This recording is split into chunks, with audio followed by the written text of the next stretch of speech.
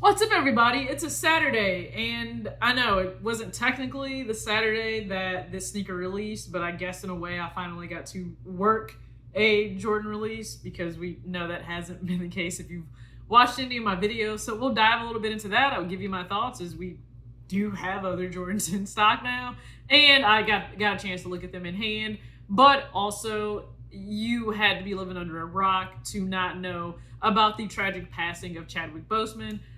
Truly just a uplifting individual to know what he was fighting while delivering on so much more, whether it was on the big stage or in life, to give back to individuals. It's amazing. The life he lived and the fact that he did it while fighting his own war within himself, with his own body. And I think that speaks volumes to the man that he was. So he is gone, absolutely not forgotten. Trust me, the Black Panther soundtrack has been on repeat since this morning for myself. And I'm sure a lot of you, many of you are remembering him in your own way. And I love to see it. I surround my soul with the positivity. That's why I don't worry about the things that I don't see. Yeah. These days I don't worry about much. I think we should have some more fun. I still dream about the days when we were young. I'll take a hit and still finish and run. What's up, everybody? It's your girl TJ, back with another video, Talks with TJ, aka TJ2 Swoosh Chains. I hope you guys are having, I'll say, a good Saturday. I mean, it could be going one of two ways. You could really be knowledgeable about the sneaker game at this point and know that you're probably gonna take L's and still whine about it. And I don't know why you do, but I guess you have the time to whine about it. So you could do that, or you could take the L, buy a Constellation sneaker, Constellation clothes, who knows at this point. I know there was zero picked up by me this morning. I knew what the game was gonna be. I certainly tried to help a friend with the Union 4s. That proved to not work out either. So no, there were no sneaker pickups for myself today. That doesn't mean I don't have sneaker pickups in. One of them is just kind of off in the distance. There, it's there though. It's there. And I sold a shoe, which technically paid for something else that I got. You know what? Sit down September is going to be a real thing. When I say sit down September, I don't mean like, no, I'm not buying anything or any shoes. That's not happening. I'm over the whole scarcity thing, but I am going to take a step back a little bit. So much of what I got in August, so the month of August is still August when you're viewing this, is still arriving on the way. So it's not as if I'm going to be at a lack of content. Actually, I have like 25, 26 videos already planned for September. I was supposed to slow down in September. That's not happening, but we will push forward. And there's still a lot of content to get out to you. Now for September, as of right now, I'm trying to hold myself to two sneakers that are important to me and I think look amazing. Are they hyped? Absolutely not. And that's perfectly fine by me. As you guys know, my closet has been something I'm really working on. I think trying to really cultivate, curate my style a little bit more. So yes, that means dropping money on more Fear of God items, and I don't just mean like the essential stuff, I mean the collection pieces. Now, it takes a little bit of finessing to figure out what's a good item to buy, a decent price, and make sure the seller is reputable. I'll say that, especially if you're going on secondary sites. And I say that because if you don't know, if you're buying Fear of God collection items, so there's a collection 1 through 7 that he's released over the years, it's like $300 to $700 a piece, okay? So that's why when people have had it for a while and it doesn't serve them any purpose anymore, they'll certainly sell it. And sometimes, depending on how anxious they are to get rid of it, you can find a really good deal. I've been able to do that, so that's kind of what my focus has been also. Probably will be somewhat heading into September. Not fully sure. I have like 3 or 4 books I'm trying to actually read. Like, I've been terrible about reading. Very terrible. I used to be so good, and I've been very terrible. So scroll less, read more, be available less to people, and I'm already available to absolutely very few people. So I'm gonna crack down on even that. But let's talk sneakers. More specifically, the Air Jordan 3. What are we calling this? The Denim Firehead. Listen, I'm just calling it the Jordan 3 Denim, but I know the fire red is in the name because I get it. There's fire red along the collar. Okay, let's go ahead. Let's discuss it because we finally got it in store. Now, remember, you can now reserve sneakers via raffle reservation the same way you can for a regular Foot Locker. Well, Kids Foot Locker now has that option in the app. Please, okay, round of applause. I don't know what took long enough. Sorry, I certainly am not that high up. I'm a part-time salesperson now.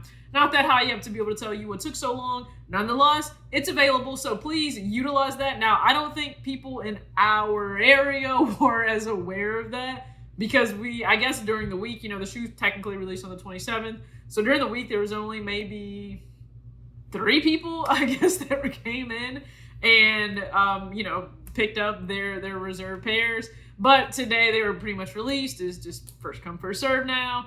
And so I sold 3 pairs of grade school and then 2 pairs of infant, I think maybe. Yeah, so 3 grade school, 2 pairs of infant, I believe.